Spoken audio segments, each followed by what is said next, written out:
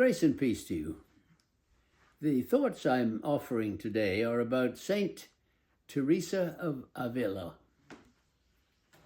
revised from a few years ago. I mean, we do keep growing in our understandings, don't we? At least I hope so, however old we are. And in any case, these revised thoughts are by request. You probably know too that all the earlier offerings on my computer disappeared.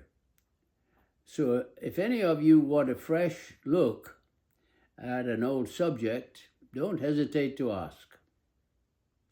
So, I used to pray that God would feed the hungry, or do this or that. But now I pray that He will guide me to do whatever I'm supposed to do, what I can do.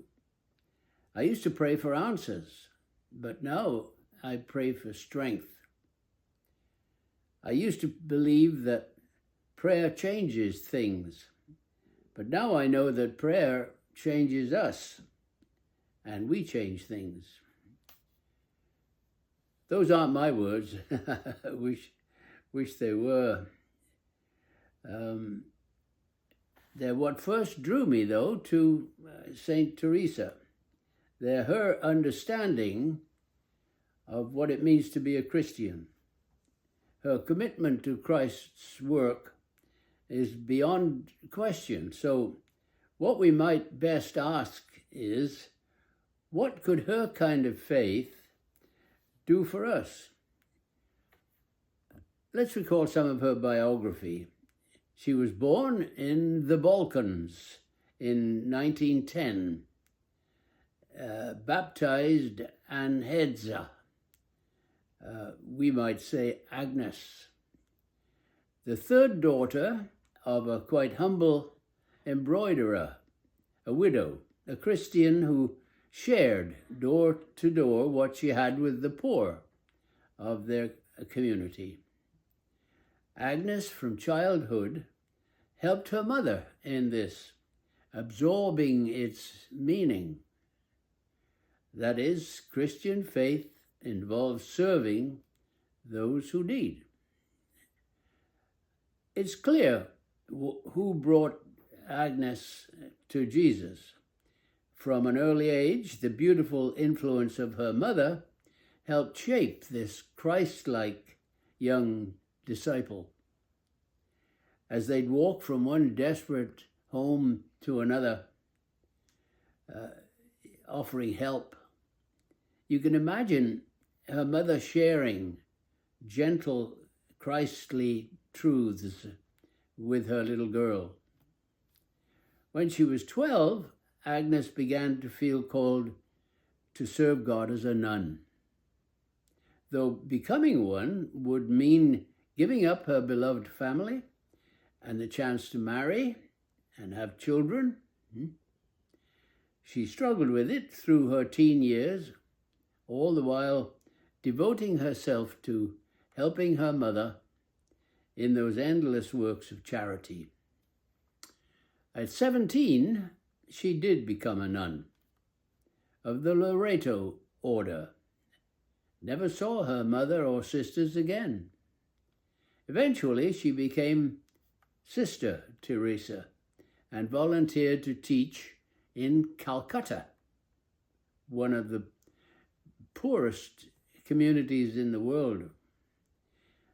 And certainly there at age 27, she became a mother, Mother Teresa, gradually rising to be principal of the convent school. Then at age 36, she received what she described as a call within a call, an inspiration to leave the convent and live among the poor, helping them where they were. Her superiors thought it dangerous and futile to send a single woman into Calcutta's slums, but in the end granted her permission to go for 1 year to help those who were among the poorest of the world's poor. She first spent some time with the medical mission to obtain basic clinical skills. Then started with what she knew, found some small children, and began to teach them. She had no classroom, no desks, no chalkboard or paper, so she picked up a stick and began drawing in the dirt. Class had begun. She soon found a small hut to rent, and that became her classroom. She visited the children's families, offering love and whatever medical help they needed, and she was capable of. People began hearing about her work and gave donations. Then a former pupil joined her, and gradually 10 more former pupils did, and soon she petitioned to form her own order of nuns, and her missionaries of charity was established. Mother Teresa was now 40. There were millions of desperate poor in India, many living in the streets. India's government was always trying, but multitudes needed help, far more than they could do. She once said, "We know only too well that what we're doing is nothing more than a drop in the ocean. But if the drop were not there, the ocean would be missing something."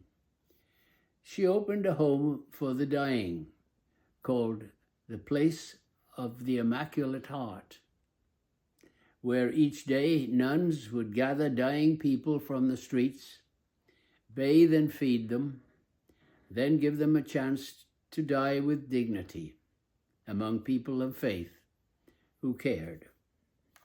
She opened a children's home, mainly to raise orphans. When possible, the children were adopted out. Those not adopted were given an education, taught a trade, helped find marriages.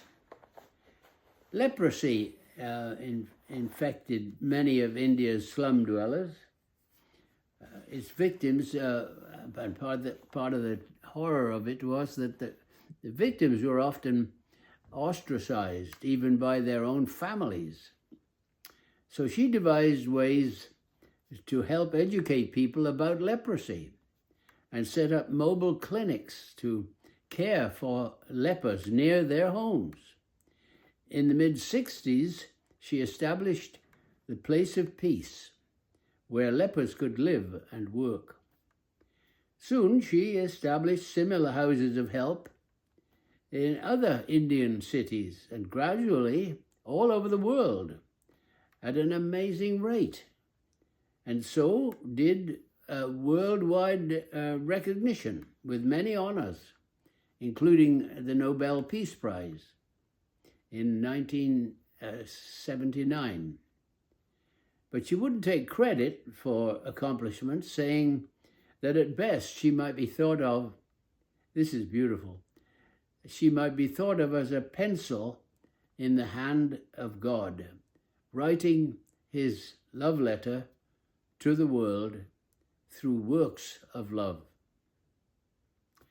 Of course, with recognition came criticism that, for example, her clinics were not sanitary, that those treating the sick were not medically trained, and more interested in helping the dying go to God than curing them, that she didn't approve of abortion or birth control. But she continued to work humbly. In her 70s, she established homes for AIDS sufferers in New York, San Francisco, Denver, many towns in Africa. Even in her 80s, with her health deteriorating, she still traveled the world, spreading her message. She died aged 87, leaving at work more than 4,000 missionary of charity sisters in 610 centers in 123 countries. Incredible. And soon the Pope began the long process of canonization. And in 2016, she was pronounced a saint. Her kind of faith meant committing her total life meekly to Christ's work, trying to copy him. Her whole purpose in living was like his, to serve others. Not that Saint Teresa lacked the ability to share her faith in words or to communicate her passion. Recall, she began as a teacher, using words to enlighten. Indeed, she always remained a teacher of nuns by the 100, patients by the 1,000, supporters, priests, us ministers. And she was a gifted leader, which had to have included the ability to envision and inspire and organize, elicit commitment, delegate. Just think what skilled communication it took to establish across the world those 610 centers in 123 countries. Her words then matched her deeds, so that both could convey that one meaning: this is a Christian's life, service. Yet her words were often so simple, they were unforgettable.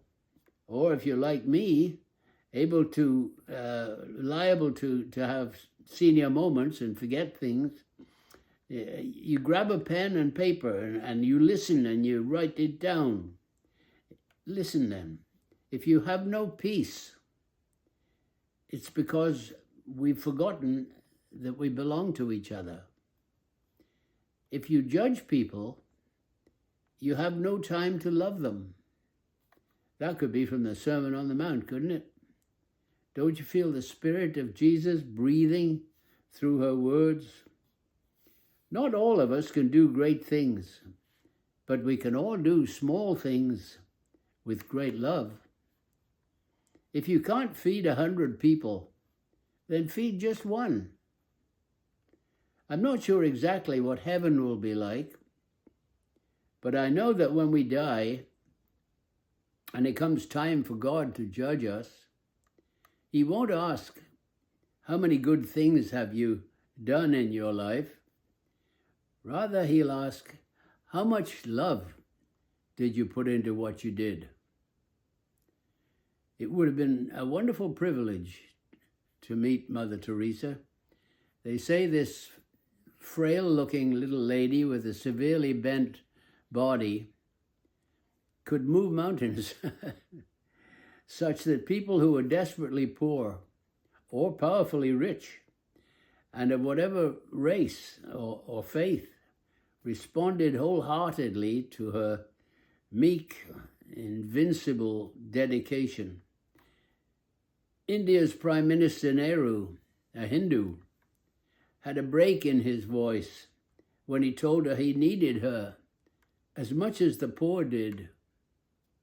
Catholic Senator Edward Kennedy wept when he visited one of her homes.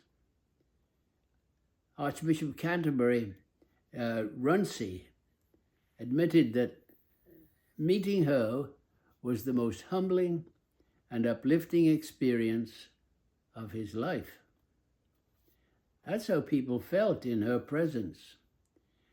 And she depended, she said, on a life of prayer, seeking the spirit and the joy of loving God in each other, and especially in the poor, all of which she learned from Jesus, confessing, if you removed Jesus from my life, I'd be nothing.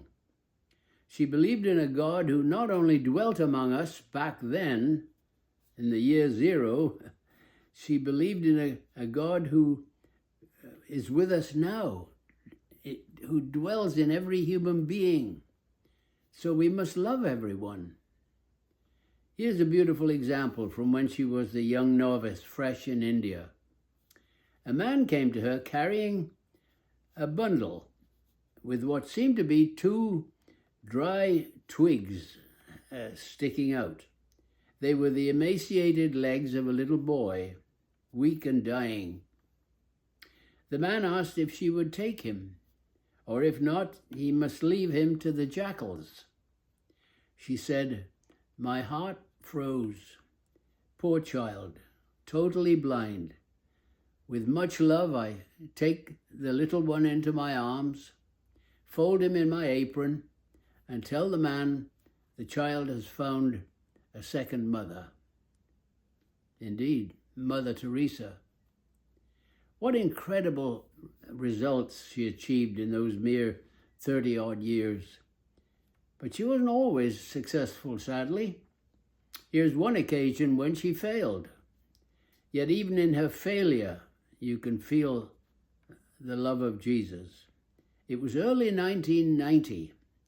Tensions raged between the US and Iraq. War threatened. So Mother Teresa wrote a letter, "Dear President Bush and President Hussein, I come to you with tears in my eyes and God's love in my heart to plead with you for the poor and those who will become poor if the war that we all dread happens. I beg you with my whole heart to work for God's peace and be reconciled to each other. You both have your cases to make and your people to care for, I know. But first, please listen to the one who came into the world to teach us peace. You have the power and the strength to destroy God's presence and image in his men, women, and children. Please listen to God. In the short term, there may be winners and losers in this war that we all dread, but that never can, nor ever will justify the suffering and loss of life your weapons will cause. I appeal to you, to your love of God. Do not destroy life and peace. Let your names be remembered for the good you have done. We pray that you will love and nourish what God has so lovingly entrusted to your care. God bless you. M. Teresa. So, that statement of hers that first drew me, may it draw you too. I used to pray that God would feed the hungry, do this or that. But now I pray that he will guide me to do what I'm supposed to do, what I can do. I used to pray for answers, but now I'm praying for strength. I used to believe that prayer changes things, but now I believe that prayer changes us, and we change things. God bless you, Mother Teresa.